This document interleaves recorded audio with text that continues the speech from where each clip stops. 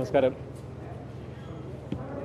ഞങ്ങൾ രണ്ടുപേരും ഒരേ പ്രൊഫഷനിൽ നിന്ന് സിനിമയിലെത്തിയവരാണ്. മിമിക്രി എന്ന കലയിലൂടെ വന്നവരാണ്. അദ്ദേഹത്തെക്കാൾ കുറച്ച് മുമ്പ് ഞാൻ എത്തിയെന്ന് മാത്രം.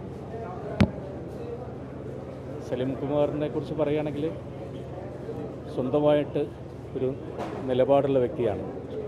തൻ്റെ നിലപാടുകൾ എപ്പോഴും ആ നിലപാടുകളിൽ ഉറച്ചു നിൽക്കുകയും ഏതൊരവസരത്തിലും ഏതൊരു വേദിയിലും അത് തൻ്റെ പ്രൊഫഷനെ ബാധിക്കുമോ എന്നുള്ളതൊന്നും നോക്കാതെ ആ നിലപാടുകൾ വെട്ടിത്തുറന്ന് പറയാൻ ധൈര്യമുള്ള ഒരു വ്യക്തിത്വമുള്ള മനുഷ്യനായിരുന്നു അദ്ദേഹം.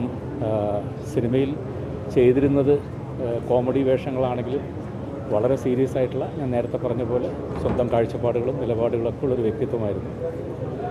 എന്നെ സംബന്ധിച്ചിടത്തോളം എൻ്റെ സലീം കുമാറിൻ്റെ തുടക്കകാലം തൊട്ടുള്ള സിനിമയിൽ അദ്ദേഹം മിമിക്രിയിൽ നിന്ന് എത്തി അദ്ദേഹം സിനിമയിൽ അഭിനയിച്ച് തുടങ്ങിയ കാലം തൊട്ടുള്ള സിനിമകളിൽ, പ്രത്യേകിച്ച് അനിൽ ബാബുവിൻ്റെയൊക്കെ സിനിമകളിലൂടെ എൻ്റെ സിനിമകളിൽ പലപ്പോഴും ഉണ്ടാവാറുണ്ട്.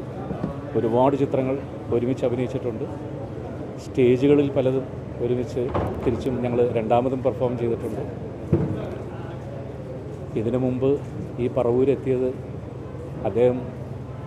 അദ്ദേഹത്തിൻ്റെ വീട് ഇവിടെ സ്വന്തമായി അദ്ദേഹം ഒരു വീട് പണിതപ്പോൾ അതിനുവേണ്ടി വരാൻ സാധിച്ചു. അതിനുശേഷം അദ്ദേഹത്തിന് ദേശീയ ബഹുമതി കിട്ടിയപ്പോൾ അതിനും ഞാൻ ഈ പറവൂരെത്തി അദ്ദേഹത്തിൻ്റെ വീട്ടിലെത്തി. മൂന്നാമത് പ്രാവശ്യം ഈ പറവൂരെത്തിയപ്പോൾ അദ്ദേഹം എന്നോടൊപ്പമില്ല. എല്ലാ പ്രാർത്ഥനകളും